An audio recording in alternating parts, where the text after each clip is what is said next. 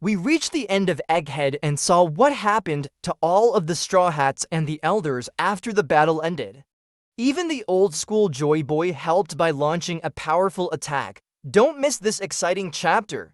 Hit the like button if you enjoy One Piece reviews like this one and want more. Without further ado, let's get into it, spoilers and all.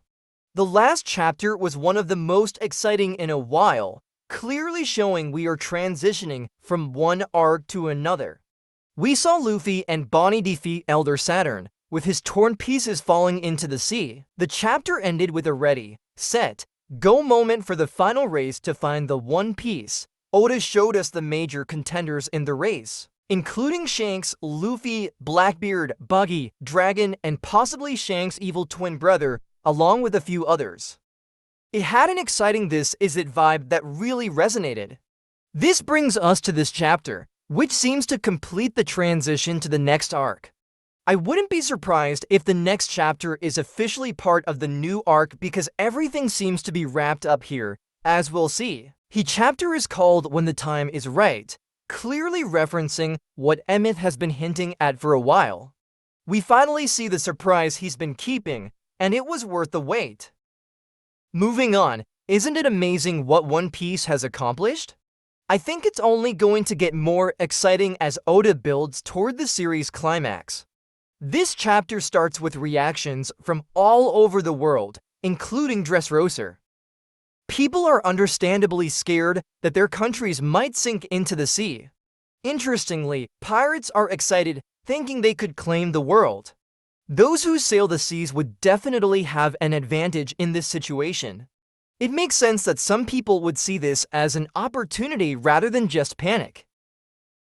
In the Marine Hospital, we catch up with Koby, who is remembering when he talked to Luffy about what it means to be Pirate King. Koby is still determined to stop Luffy, saying, "Luffy, I must put a stop to your dream." It makes sense that he doesn't want a pirate to find the One Piece and become Pirate King, but I'm still hoping for a team-up at some point. I hope Koby realizes that Luffy finding the One Piece is better than most factions of the Marines finding it. If Koby wants to find the One Piece for the Marines and stop Luffy from becoming Pirate King, he needs a solid plan to overthrow the corrupt hierarchy from within. Otherwise, it will be hard to respect his character, and I really want to like him. Next, we cut to the island where Buggy is talking to his subordinates. Buggy says, "The world is mine. Don't be ridiculous." "It will be ours." The Cross Guild erupts in cheering, while Crocodile angrily orders Buggy to sit down. Even though Buggy seems like a joke, it's notable that Oda showed him, and not Mihawk or Crocodile, as one of the major players going after the One Piece at the end of the last chapter. Yes, part of the reason is that Buggy is the Yonko face of the organization, but I really think Buggy is one of Oda's favorites. He has many strengths, including his charisma and determination. He's someone to watch, and I wouldn't dismiss him as just a joke.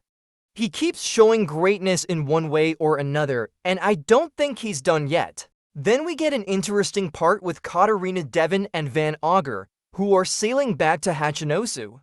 Devon calls Blackbeard to talk about Caribou. She says she can kill him right now if Blackbeard agrees.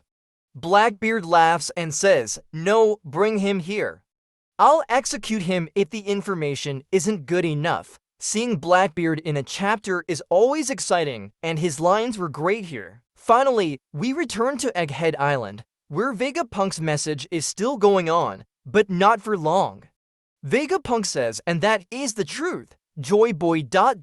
double quotes as he speaks. Warcury attacks Emeth again, destroying the transmission Den Den Mushi and ending Vegapunk's broadcast abruptly. This seems to be the end of the broadcast. Although Vegapunk seemed to have more to say about Joyboy, it looks like he covered the most important points, as his statement, "and that is the truth," sounds pretty final.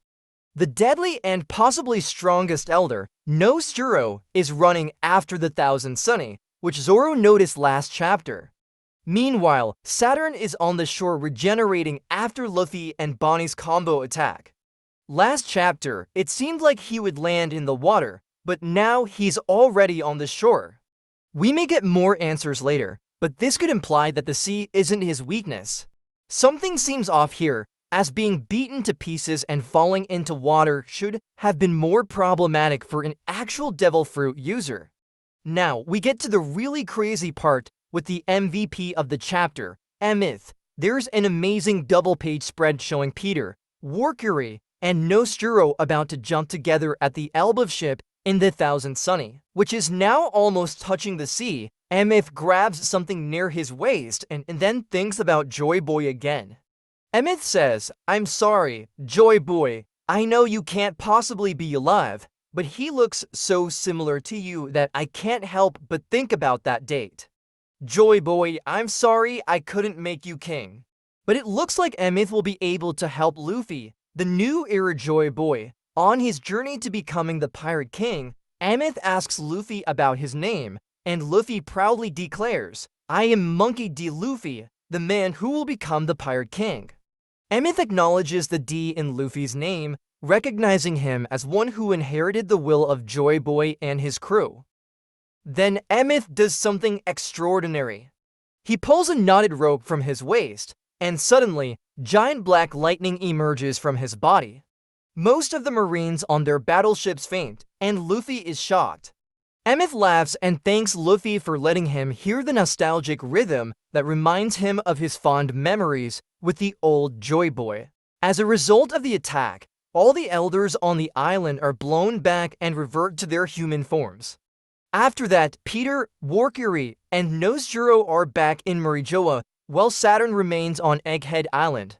It's interesting that powerful conquerors Haki turned them back to humans immediately. Just as powerful Haki can fight the effects of devil fruit powers. For example, Law used Haki to cancel out the effects of Doc Q's devil fruit. This might be tied to their powers being connected to Imu's devil fruit, and it would take very powerful Haki to cancel out Imu's powers. Kaido was right when he spoke about the power of Haki ruling over even devil fruit powers.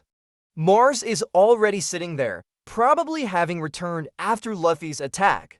In the Room of Flowers, we get something even crazier. Imu, usually so stoic and calm, is kneeling and screaming, reminiscent of when Green Bull felt Shanks' Haki. However, Imu is on another level compared to Green Bull, making this more significant. Back to the Straw Hats, the Thousand Sunny finally lands on the sea and sails away from Egghead Island with the Elba ship. They are quite far away, signaling the end of this arc. Everyone on both ships is shocked, wondering where all the monsters have gone. The giants are confused, asking why the robot can use Haki and why Haki made people disappear. We knew there had to be a way to defeat the elders aside from just physically beating them, since they are immortal and would just get back up. Emeth's Haki, combined with the old Joyboys, was so strong it blew them away and reverted them from their demon forms. On the shore of Egghead, we see the remains of Emeth on the ground in front of Saturn, the only remaining elder on the island. Then we get two of the most interesting pages in the chapter because they tie everything together. It's a flashback showing Emeth talking to Joyboy centuries ago. Joyboy is sitting on top of a hill on an island, talking to Emeth. Though Joyboy is in shadow, we can see he's wearing a straw hat and a coat. Emeth, interestingly, is dressed similarly to a giant, like Bragi.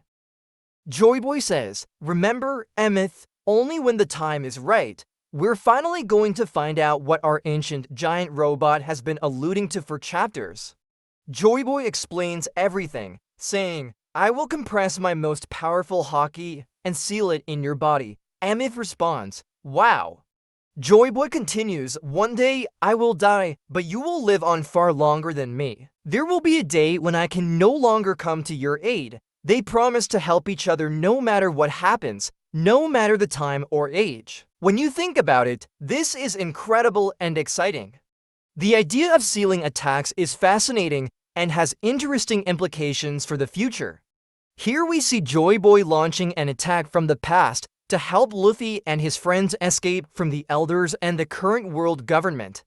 Who would have thought that the old Joyboy would be helping in such a real way? It's amazing, not to mention how powerful he must have been to cause Imu to react like Green Bull did to Shanks. This hints at how strong we can expect Luffy to become, if not stronger since he is the protagonist. The chapter depicts Joyboy as incredibly powerful and portrays him as a good guy, a good friend. This is what we all hoped Joyboy would be like, and it seems like Oda did not disappoint. We then return to the present, and the lights in Emeth's eyes are now gone. Emeth's dialogue continues as he wonders, way into the future, I wonder if I will be lonely, and then he laughs. So Emeth's played his role and definitely picked the right time to use. That insane Joyboy attack, thanks to him, the others easily managed to escape not having to take down most of the elders at all. What an epic arc this was, but I have a feeling, a suspicion that the next one is going to be even better. If you enjoyed seeing Emeth send the elders back to their mommy Emu, please like and subscribe for more One Piece awesomeness. I'll see you in the next one.